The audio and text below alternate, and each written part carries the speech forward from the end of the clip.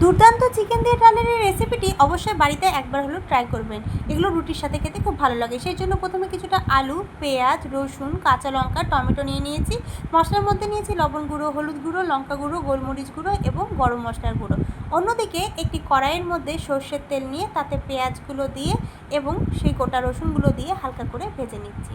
ভাজা হয়ে গেলে এর মধ্যে দিয়ে দিয়েছি সেই কেটে রাখা ছোট ছোট আলুগুলো দিয়ে মোটামুটি আবারও 5 মিনিটের মতো লো ফ্লেমে এগুলোকে একসাথে কষাতে থাকতে হবে। তারপরে দিয়ে দিয়েছি চিকেন কিমা। যেহেতু আমি চিকেন দিয়ে ডাল রান্না করছি, চিকেন তো লাগবেই। তারপরে টমেটো কুচি এবং লঙ্কা কুচি দিয়ে আবারও 10 মিনিটের মতো এগুলোকে ভাজা ভাজা করে নিচ্ছি একদম লো ফ্লেমে।